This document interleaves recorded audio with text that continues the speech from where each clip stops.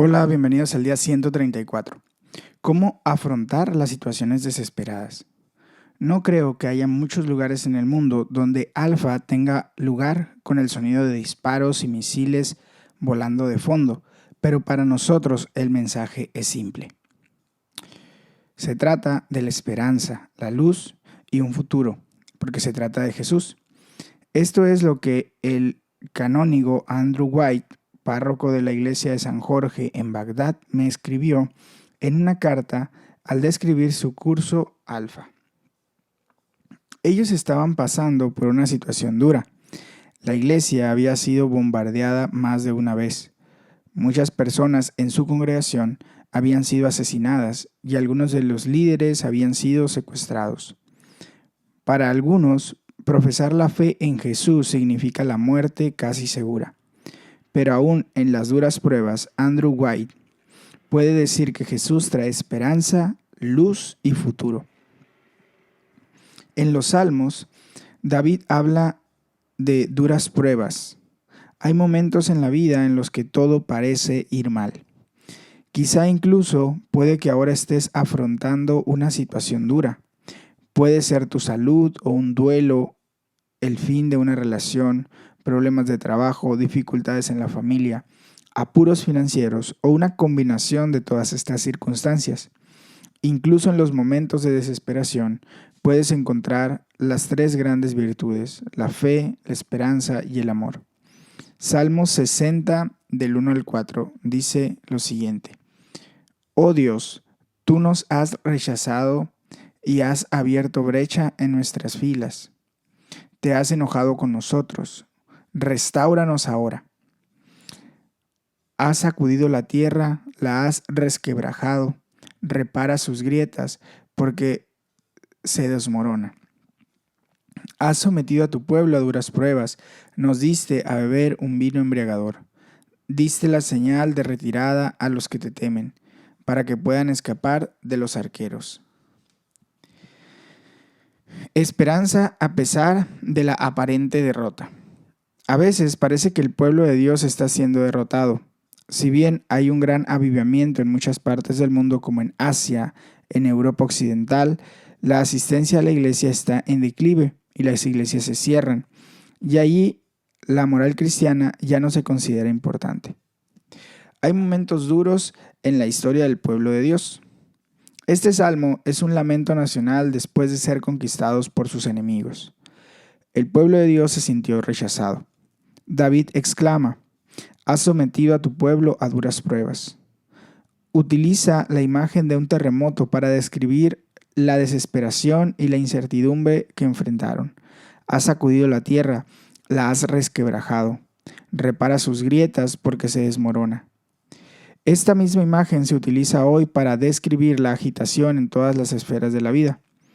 Realidades como la inestabilidad de la economía, las instituciones corporativas, el matrimonio y la comunidad son a menudo caracterizadas como realidades tambaleantes y quebradas. Sin embargo, hay esperanza. David escribe: Diste a los que te honran la señal para que escaparan de las flechas. El Señor ha designado un lugar donde su pueblo puede encontrar refugio bajo su protección y confiar en Él, incluso en las situaciones más desesperadas. Gracias, Señor, porque incluso en las situaciones más desesperadas puedo refugiarme bajo tu protección. Juan 7, 45 al 8, 11. Vamos a leerlo. Los guardias del templo volvieron a los jefes de los sacerdotes y a los fariseos, quienes los interrogaron: ¿Se puede saber por qué no lo han traído? Nunca nadie ha hablado como ese hombre, declararon los guardias. Así que también ustedes se han dejado engañar, replicaron los fariseos. ¿Acaso ha creído en él alguno de los gobernantes o de los fariseos? No, pero la gente que no sabe nada de la ley está bajo maldición. Nicodemo, que era uno de ellos y antes había ido a ver a Jesús, les preguntó: ¿Acaso nuestra ley condena a un hombre sin antes escucharlo y averiguar lo que hace? ¿También tú eres de Galilea? Respondieron. Investiga y verás que de Galilea no ha salido ningún profeta. Todos se fueron a casa. Juan capítulo 8. Pero Jesús se fue al monte de los olivos. Al amanecer se presentó de nuevo en el templo. Toda la gente se le acercó y él se sentó a enseñarles. Entonces los maestros de la ley y los fariseos llevaron a una mujer sorprendida en adulterio y poniéndole en medio del grupo, dijeron a Jesús: Maestro, a esta mujer se le ha sorprendido en el acto mismo de adulterio. En la ley Moisés nos ordenó apedrear a tales mujeres. ¿Tú qué dices? Con esta pregunta le estaban tendiendo una trampa para tener de qué acusarlo. Pero Jesús se inclinó y con el dedo comenzó a escribir en el suelo. Y como ellos lo acosaban a preguntas, Jesús se incorporó y les dijo: Aquel de ustedes que esté libre de pecado, que tire la primera piedra. E inclinándose de nuevo, siguió escribiendo en el suelo. Al oír esto, se fueron retirando uno tras otro, comenzando por los más viejos hasta dejar a Jesús solo con la mujer, que aún seguía allí. Entonces él se incorporó y le preguntó: Mujer, ¿dónde están? ¿Ya nadie te condena? Nadie, Señor. Jesús dijo: Tampoco yo te condeno. Ahora vete y no vuelvas a pecar. Amor en lugar de condenación. ¿Es aceptable el sexo fuera del matrimonio o es pecado? Si es así, ¿cuál debe ser nuestra actitud hacia aquellos que caen en la inmoralidad sexual? El debate sobre la ética sexual continúa llenando hoy en día nuestros periódicos y otros medios. Las palabras de Jesús son tan relevantes hoy como lo fueron hace 2000 años.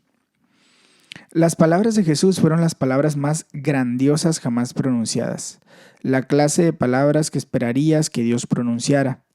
Los guardias del templo declararon: Nunca nadie ha hablado como este hombre. Es tan triste que algunos líderes religiosos no lo reconocieron y consideraron a aquellos que creían en él como una multitud tonta. Esta mujer, sorprendida en un acto de adulterio flagrante, debió sentirse absolutamente desesperada. La desesperación puede venir de la derrota y también puede venir del fracaso moral. Ella tenía que estar experimentando ambas realidades, sintiéndose llena de culpa, vergüenza y temerosa a la muerte. Los condenadores trataron de tenderle una trampa a Jesús con una pregunta, pero él da una de las respuestas más brillantes, memorables y frecuentemente citadas en la historia del mundo: Aquel de ustedes que esté libre de pecado, que tire la primera piedra. Jesús no toleró su adulterio, pero tampoco lo consideró como un pecado imperdonable. Él demostró lo fácil que es condenar a otros mientras somos culpables de los mismos pecados en nuestros propios corazones. Esto se puede aplicar a muchas áreas de nuestras vidas. Antes de criticar a otros, vale la pena preguntarnos si estamos libres de pecado en esa área que estamos a punto de criticar en el otro. Cuando juzgamos, acusamos y condenamos a otros, proyectamos sobre ellos lo que nos negamos a ver en nosotros mismos. Como se suele decir, el que vive en una casa de cristal no debe lanzar piedras. En el contexto del debate sobre la ética sexual, si miramos nuestros propios corazones, a menudo veremos muchos vidrios quebrados a su alrededor. En el relato de la mujer sorprendida en adulterio, cada uno de los acusadores es condenado por las palabras de Jesús y se retiran hasta dejar a Jesús solo. Entonces Jesús le pregunta: ¿Ya nadie te condena? Y cuando ella responde: Nadie, Señor, Jesús dice: Tampoco yo te condeno. Ahora vete y no vuelvas a pecar. La culpa es un sentimiento horrible. Estar condenado es un estado terrible. Qué asombroso tuvo que ser oír las palabras de Jesús: Tampoco yo te condeno, proviniendo de quien estaba libre de pecado y era la única persona allí con autoridad para tirar piedras, pero no lo hizo. Hay un equilibrio extraordinario y una combinación casi única en las palabras de Jesús. Están llenas de sabiduría y gracia, misericordia y compasión. Jesús no podía ser más claro al señalar que el adulterio es pecado. Sin embargo, no condena a la mujer de ninguna manera. Este es el mensaje del Nuevo Testamento. No hay condenación para los que están en Cristo Jesús. Romanos 8:1.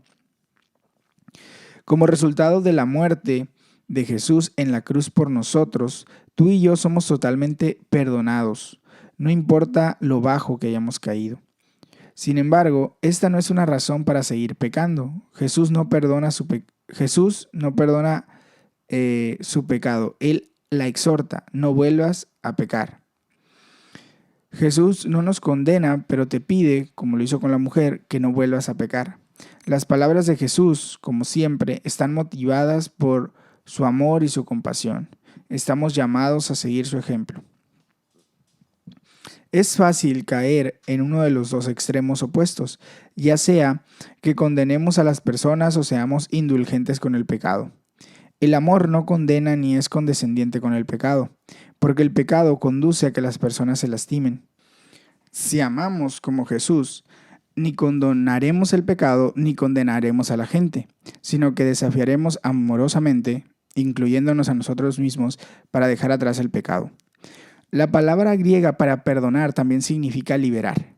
Jesús vino a liberarnos por el poder de su Espíritu Santo. Somos liberados para amar como Dios nos ama. El perdón está en el núcleo de toda relación, es la esencia del amor. Señor, gracias porque no hay condenación para los que están en Cristo Jesús. Gracias porque has muerto para que nos sea posible ser perdonado, limpiado y libre. Ayúdame a amar a la gente como lo hiciste. Jueces 16:1 al 17:13. Vamos a leerlo. Un día Sansón fue a Gaza, donde vio a una prostituta. Entonces entró para pasar la noche con ella. Al pueblo de Gaza se le anunció: Sansón ha venido aquí. Así que rodearon el lugar y toda la noche estuvieron al acecho junto a la puerta de la ciudad. Se quedaron quietos durante toda la noche, diciéndose: lo mataremos al amanecer. Pero Sansón estuvo acostado allí hasta la medianoche. Luego se levantó y arrancó las puertas de la entrada de la ciudad, junto con sus 2 postes, con cerrojo y todo. Se las echó al hombro y las llevó hasta la cima del monte que está frente a Hebrón. Pasado algún tiempo, Sansón se enamoró de una mujer del valle de Sorek, que se llamaba Dalila. Los gobernantes de los filisteos fueron a verla y le dijeron: sedúcelo para que te revele el secreto de su tremenda fuerza y cómo podemos vencerlo, de modo que lo atemos y lo tengamos sometido. Cada uno de nosotros te dará 1,100 siclos de plata. Dalila dijo a Sansón: dime el secreto de tu tremenda fuerza y cómo se te puede atar y dominar.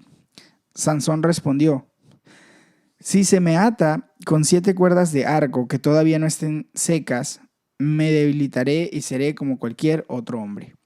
Los gobernantes de los filisteos le trajeron a ella 7 cuerdas de arco que aún no se habían secado. Y Dalila lo ató con ellas.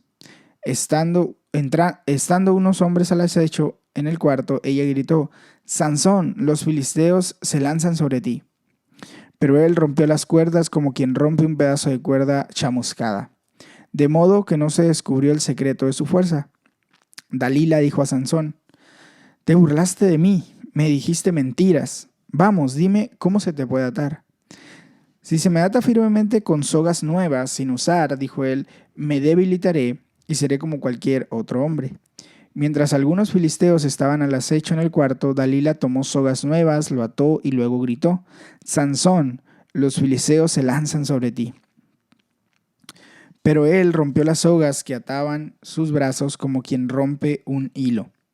Entonces Dalila dijo a Sansón: hasta ahora te has burlado de mí y me has dicho mentiras. Dime cómo se te puede atar. Si entretejes las 7 trenzas de mi cabello con los hilos de telar y aseguras esta con la clavija, respondió él, me debilitaré y seré como cualquier otro hombre. Entonces, mientras él dormía, Dalila tomó las 7 trenzas de Sansón, las entretejió con la tela y las aseguró con la clavija. Una vez más ella gritó: Sansón, los filisteos se levantan sobre ti. Sansón despertó de su sueño y arrancó la clavija y el telar, junto con la tela. Entonces ella dijo: ¿cómo puedes decir que me amas si no confías en mí? Ya van 3 veces que te burlas de mí y aún no me has dicho el secreto de tu tremenda fuerza. Como todos los días, lo presionaba con sus palabras y lo acosaba hasta hacerlo sentirse harto de la vida. Al fin se lo dijo todo. Nunca ha pasado navaja sobre mi cabeza, le explicó, porque soy nazareo, consagrado a Dios desde antes de nacer. Si se me afeitara la cabeza, perdería mi fuerza y llegaría a ser tan débil como cualquier otro hombre. Cuando Dalila se dio cuenta de que esta vez le había confiado todo, mandó llamar a los gobernantes de los filisteos y les dijo: vuelvan una vez más, que él me lo ha confiado todo. Entonces los gobernantes de los filisteos regresaron a ella con la plata que le habían ofrecido. Después de hacerlo dormir sobre sus rodillas, ella llamó a un hombre para que le cortara las 7 trenzas de su cabello. Así comenzó a dominarlo, y su fuerza lo abandonó. Luego ella gritó: Sansón, los filisteos se lanzan sobre ti. Sansón despertó de su sueño y pensó: me escaparé como las otras veces y me los quitaré de encima. Pero no sabía que el Señor lo había abandonado. Entonces los filisteos lo capturaron, le arrancaron los ojos y lo llevaron a Gaza. Lo sujetaron con cadenas de bronce y lo pusieron a moler en la cárcel. Pero en cuanto cortaron su cabello, comenzó a crecer de nuevo. Los gobernantes de los filisteos se reunieron para festejar y ofrecerle un gran sacrificio a Dagón, su dios, diciendo: nuestro Dios ha entregado en nuestras manos a Sansón, nuestro enemigo. Cuando el pueblo lo vio, todos alabaron a su Dios diciendo: nuestro Dios ha entregado en nuestras manos a nuestro enemigo, al que asolaba nuestra tierra y multiplicaba nuestras víctimas. Cuando ya estaban muy alegres, gritaron: saquen a Sansón para que nos divierta. Así que sacaron a Sansón de la cárcel y él les sirvió de diversión. Cuando lo pusieron de pie entre las columnas, Sansón dijo al muchacho que lo llevaba de la mano: ponme donde pueda tocar las columnas que sostienen el templo, para que me pueda apoyar en ellas. En ese momento, el templo estaba lleno de hombres y mujeres. Todos los gobernantes de los filisteos estaban allí, y en la parte alta había unos 3,000 hombres y mujeres que se divertían a costa de Sansón. Entonces Sansón oró al Señor: oh mi Señor y Dios, acuérdate de mí. Oh Dios, te ruego que me fortalezcas solo una vez más. Déjame de una vez por todas vengarme de los filisteos por haberme sacado los ojos. Luego Sansón palpó las 2 columnas centrales que sostenían el templo y se apoyó contra ellas, la mano derecha sobre una y la izquierda sobre otra, y gritó: muera yo junto con los filisteos. Luego empujó con todas sus fuerzas. Entonces el templo se vino abajo sobre los gobernantes y sobre toda la gente que estaba allí. Fueron muchos más los que Sansón mató al morir que los que había matado mientras vivía. Sus hermanos y toda la familia de su padre descendieron para recogerlo. Lo llevaron de regreso y lo sepultaron entre Sora y Estaol, en la tumba de su padre Manoá. Sansón había liderado a Israel durante 20 años. Jueces capítulo 17. Dice: en la región montañosa de Efraín había un hombre llamado Micaías, quien dijo a su madre: con respecto a los 1,000 siclos de plata que te robaron y sobre los cuales te oí pronunciar una maldición, yo tengo esa plata, yo te la robé. Su madre dijo: que el Señor te bendiga, hijo mío. Cuando Micaías devolvió a su madre los 1,000 siclos de plata, ella dijo: solemnemente consagro mi plata al Señor para que mi hijo haga una imagen tallada y un ídolo de fundición. Ahora pues te la devuelvo. Cuando él le devolvió la plata a su madre, ella tomó 200 siclos de plata y se los dio a un platero, quien hizo con eso una imagen tallada y un ídolo de fundición, que fueron puestos en la casa de Micaías. Este Micaías tenía un santuario. Hizo un efod y algunos ídolos familiares y consagró a uno de sus hijos como sacerdote. En aquella época no había rey en Israel. Cada uno hacía lo que le parecía mejor.